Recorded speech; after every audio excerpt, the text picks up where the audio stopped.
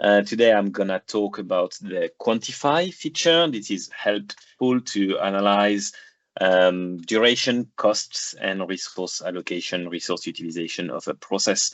Why are we doing that? Usually is to identify the cost saving, time saving. We traditionally want to make things faster and take an informed decision on what's the next best step, as all the business tools in Spark help you doing, I believe. This is a feature that is mostly used by process editors and analysts. And you will see that one of my recommendations is actually to work on copies of the process. I'll show you why. And we'll have a look at plenty of little tips and tricks. So without further ado, I will get started. So I have a demo process here. And you see on some of the boxes, you see these additional numbers, the duration or the waiting time, and that's what we have on this screen. And let's already look directly at the business tools, which can be found, the Quantify tool, which is in the business tools menu. Quantify, I'll show you directly what is the kind of things we are looking at, and then I'll show you how to get there. What we are looking at is understanding the cost of a process. So for example, this process would cost £7,500 to execute. To execute what? Here at the top of this screen, I have what I call a selector. So in this case, my scenario is I'm doing this process, I'm running it 10 times a month, and I want to show the results per month, okay? Because we could show the results per quarter, for example. Okay, so if I have 10 recruitment per week, I know that it costs me 100K per quarter. Okay, so we can play with the drop downs here and the selectors to have something that makes sense to us. So we can have 5 recruitments per day or 5 recruitments per week, but we want to see how much it costs us on an annual basis as well. So there's very scientific calculations done in the background. So here we see, if we are recruiting 10 times a week, it's equivalent to 521 recruitment per year. So let's see, then we have the screens for each detail. So I'll show you that one step by step. Let's have a look. So the first thing I do when I want to quantify a process, my recommendation is first you start by creating a copy of your process, because I think that the quantified data, they may not be relevant to everyone. And sometimes you want to play with different scenarios. So my recommendation is always at the workspace level, go and you can duplicate the process, create a quick copy for your analysis, and then remove that when you're finished. So that's usually what we recommend. And the more you do quantify, the more you'll see there's like scenarios, you remove roles, you add roles, you play with different timings. So having a copy that doesn't impact, or even sometimes just remove plain and simple some boxes because they're not relevant for your analysis. So at least you have your sort of sandbox in which you can do all your data analysis. The quantified data can be found like everything else in the paperclip of the box. When you scroll down, you see the quantify, or maybe you have it, if it's not added, you have it under more forms for the first time at quantify. So let's do it here. Quantify, and I see that I have a couple of data that I can set up. So for each box, I can set the duration, the volume, we'll come back to that. Waiting time, and the direct cost associated to each iteration. So most of the time when we are doing quantify, we are starting by the timings. So just populating the duration in days, hour, minutes, and seconds. What is a sweet spot for the quantify module? It's a process that takes a couple of hours. So the whole module is not meant for really split seconds analysis of very high volume factory lines, for example. So it works, but it's not built for that originally. So what we're looking at is business processes that is in the matter of hours of processing time. So for example, here recruiting, or doing a marketing campaign, or approving budgets and things like that. That takes more than 1 hour in total, at least. This is really the objective of this tool. If you're trying to do like a very Six Sigma analysis of quality and time saving on a production line, where every second saved may have a huge impact on the final product and the final costs, there's probably more appropriate tools to do that. So we're looking at things that are around hours of work in the total process. So for each box, I will just add the relevant timing, so duration, or also waiting time. So how long do I need to wait before this activity happens? This is very interesting in scenarios where, you know, for example, an approval literally takes 2 minutes, but let's say the person approving only approves them once a week. So you have 2 minutes of processing time, and you have a full week of waiting time, or half a week, technically on an average. You have a half a week, 3 days and a half of, or 2 days and a half for a work week of waiting. So in some scenarios, this is very interesting to capture this huge waiting time, because what we've seen many times, and I'm sure some of you have war stories like that, where you say, oh, this process is too slow. And then when you capture only the duration, you realize actually everything takes 10 minutes to do, 10 minutes here, 10 minutes there. But it's just that we are spending our time waiting. The process, the widget, the support ticket, the approval request just sits there in a queue without being processed for days, or you know, someone didn't receive the notification, or they had more important things to do, and it just sits there even though it's not a lot of work. So once I have populated all my timing, so I put plenty here all over the place, you see that when I have a detailed view, I'm not capturing the data here at the box level, let's say it's a group, in this case, the source talent. I'm really capturing the times only on boxes that don't have a detailed view, right? Final boxes, or the leaves of a tree, if you want. I'm not doing that on the branches.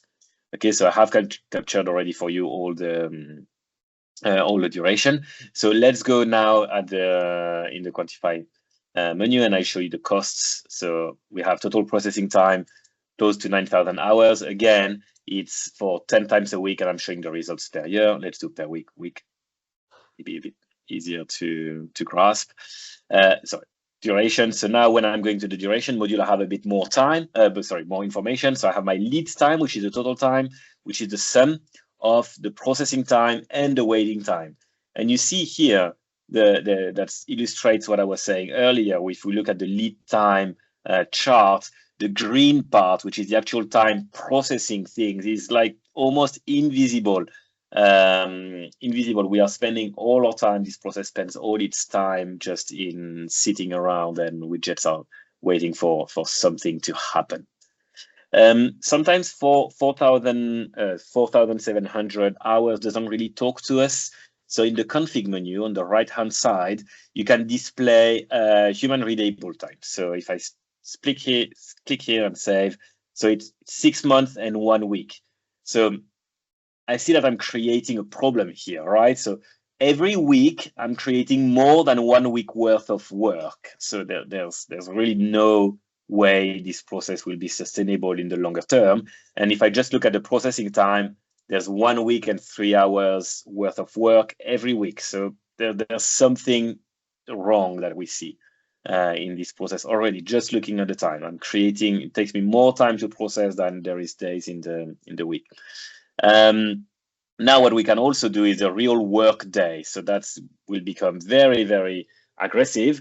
Now I'm just not converting 10 hours of work will not be just 10 hours. Now 10 hours of work will be 1 day and 3 hours, considering that a work day is 7 hours. Okay, so 10 hours now in this new calculation, 10 hours worth of work is 1 day and 3 hours. All right, we don't count that we work overnight. Okay, or I have a little examples here. So you see, when you enable these two, we really realize that this process is completely wrong. To do it 10 times a week, I need a month of work to do my 10 recruitment. So there's something wrong in this process that we'll have to find out. So we see that there's something wrong with the arrange and conduct the first interview, which seems to take a lot of time. Okay, so we should have a look at that if we need to optimize. That's for the costs. We can also look at what are the costs that are the most involved. So in terms of lead time, we see the line manager. They indeed have a lot of waiting time is associated to this role. So again, why there's something to look at. And the recruiter is here. If I'm just looking at the processing times of the people actually doing the time taken to perform these steps in a process, the recruiter is the role that is the most involved. So again, if I'm looking at optimizing this process and reducing the time by 20%, 30%, whatever your objective is, I would probably pick at least the recruiter, but probably the top three are probably a good way to start. We see that there's no point chasing times of the budget holder until we've addressed the massive problem with what is the recruiter and the line managers doing. So just looking at this this duration module gives me quite a bit of insights on this process. Now let's go at the costs level. So in the cost module, here now I'm looking at how much this process costs. So there's both, the cost is calculated basically on the roles mostly. So the hourly rate, which I can configure here in the right-hand side, there's a menu. I can also do that from the role manager directly. So each role, like the recruiter, the line manager, HR administrator, etc., have an hourly rate, which I can change here. And then the hourly rate multiplied by the time it takes to do an activity gives us the cost of roles.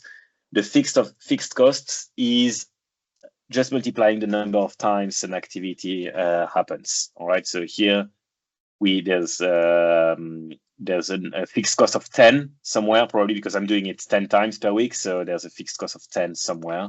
And I can tell you here, actually, it's on the published post. So every time we publish a post to a recruiting website, it costs us 10 quid. Okay, but again, in terms of boxes, I can find which box are costing the most in terms of role costs, which are usually the bulk of the cost in a process. I can also look again at what are the roles that are costing me the most. Unsurprisingly, recruiter and line manager again. The top two, like I had in the duration. It could be the opposite. Sometimes you have very expensive roles. So the role, maybe an HR manager, maybe if an HR manager is 50 instead of 30, I can immediately see the impact here on the HR manager. Well, it's still nothing compared to a recruiter, but still. So it gives me information, sort of another point of view, another dimension to look at on my process, because if what you're looking at timing, the duration is best. If you're looking at costs, you need to take into account the hourly costs of a role to better understand, have a better picture of what you're looking at.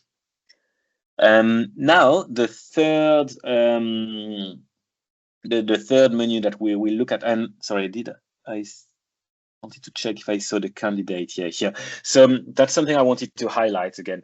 The candidate here has, well, the cost is null, but I think the time I saw the candidate earlier, the candidate had a little bit of time allocated to that, which is a decision to make. All right, how are you taking into account third-party roles that don't belong to your organization or not? This is the choice. Sometimes there's a good reason to incorporate third party, and sometimes there's a good arguments to exclude them. So let's say in my case that, all right, I wasn't expecting to see the candidates here. I will just show you a quick way in the process to have a look. So now I'm looking at all these quantified data. I want to find activities where my candidate is. So there's two things. First, I want to make sure that my quantified data is visible directly on the canvas. So what I can do is using the form visibility here, and you see that I've made form, quantify, visible. All right, it's toggled on. So the quantify forms shows for me. So that's good, because I can really see directly without having to open the attachment panel. I can see which boxes have or don't have the quantify. Now I'm looking for all boxes with the candidate. So I'm going in the role highlights, roles, candidates. Okay, I see. All right, nothing on this level. It highlights. You see the little drill down icon. So let's go here. Well, here it is. Okay, lucky, first time lucky. Here it is. I will just remove it. I will just clear. I'm considering that in this analysis I'm doing today, having the candidate as the time activity takes for the candidate point of view is not important to me today. I will just quickly double check all the other. No, that's fine.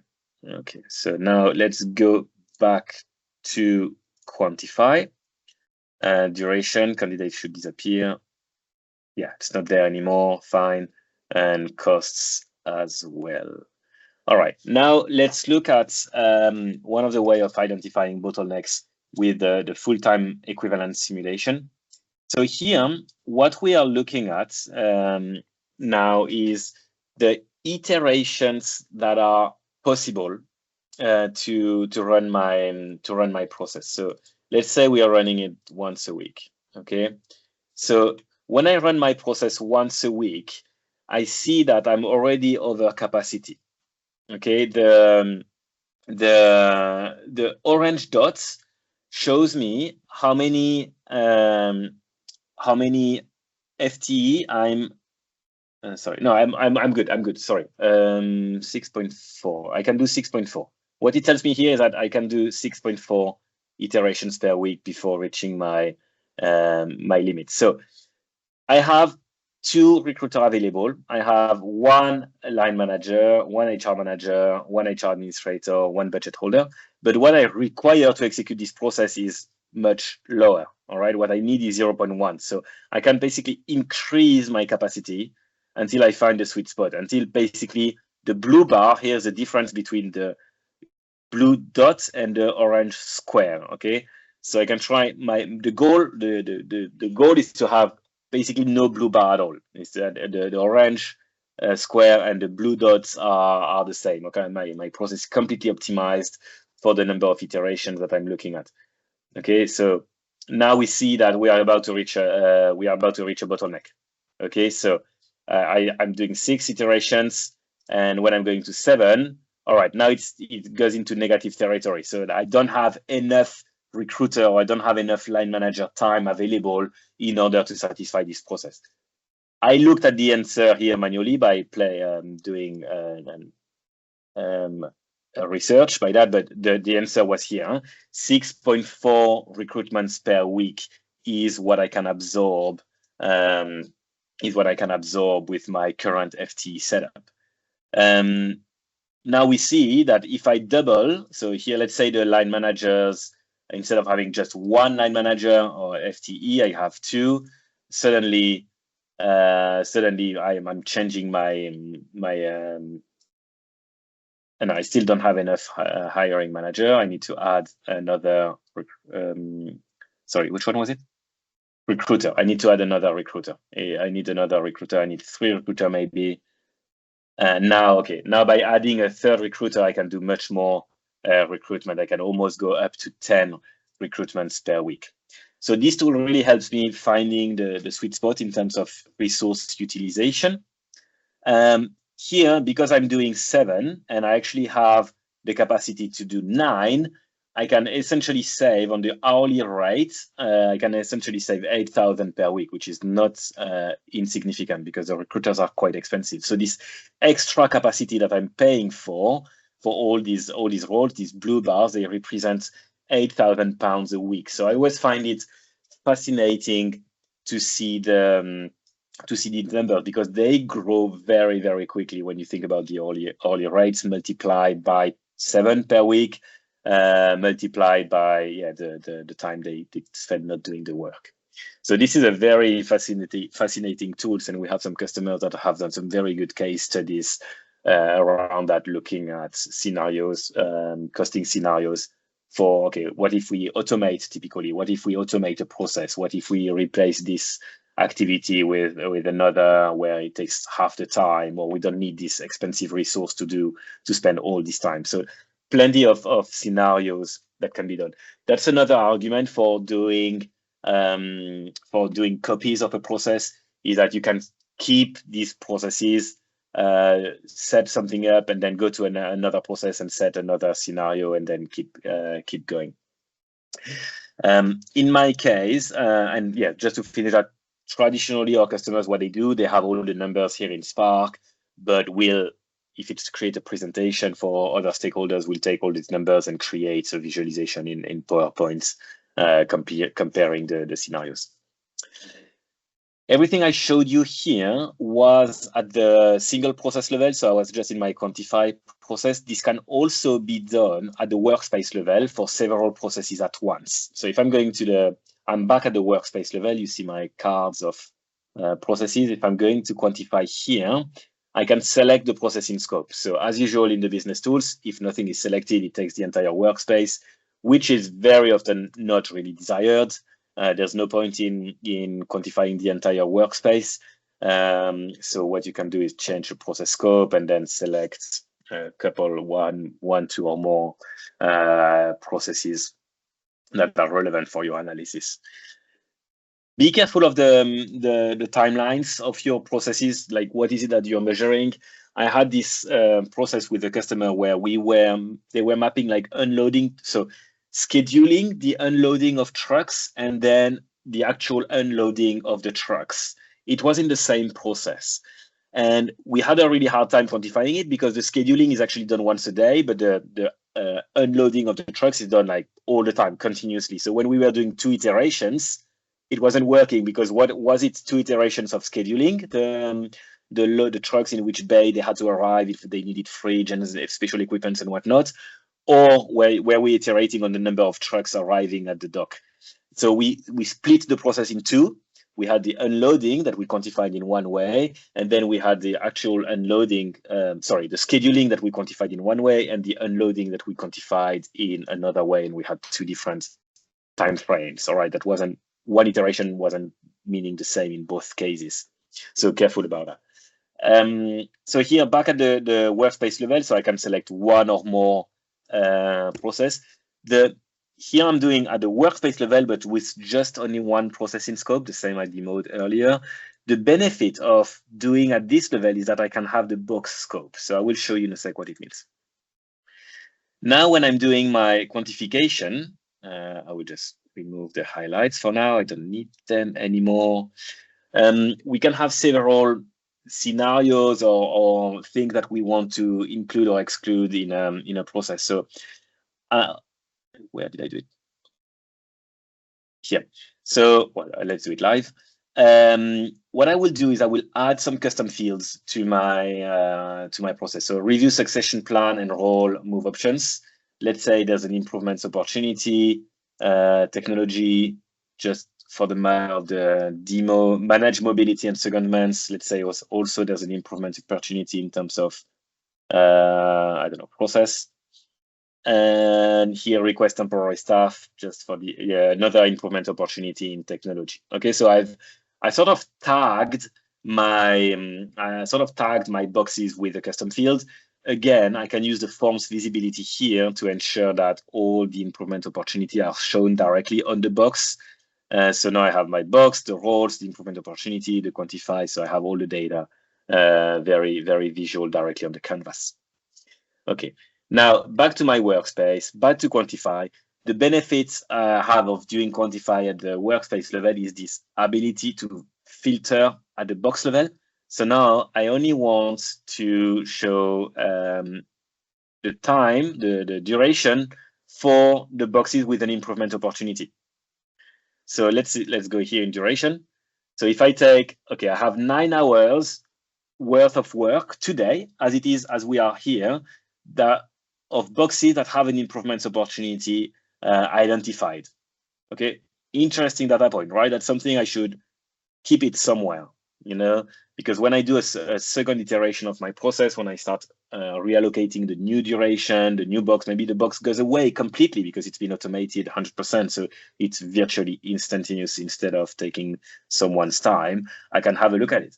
And again, in this change box, I can refine. So, okay, for improvement opportunities, but let's say I only want the technology one. So maybe the one I will automate. Let's have a look. So I see that I have 50 minutes of my process, 50 minutes of my process, which is boxes have been flagged with an improvement opportunity. So maybe these 50 minutes can completely go away, considering that when the box, the activity is automated, it takes maybe 0 or 1 or 2 minutes instead of 50 because we don't have to do several things manually. So a very good way of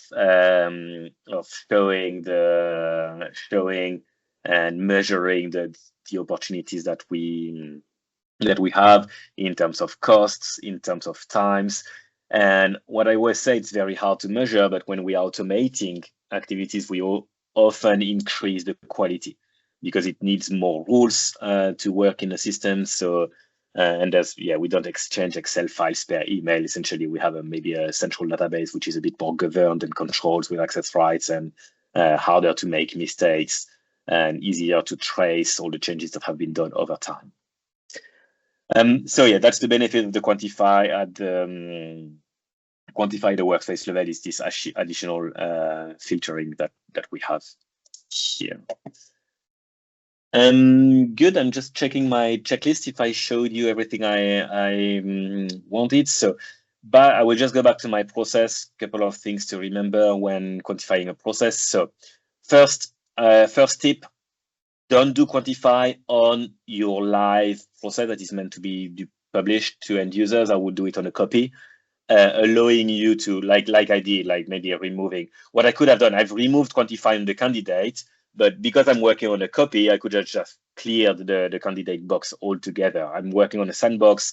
It doesn't matter if I remove some boxes. So this is another approach where we say, all right, this box is not relevant for my analysis. I just plain and delete it. I don't mind.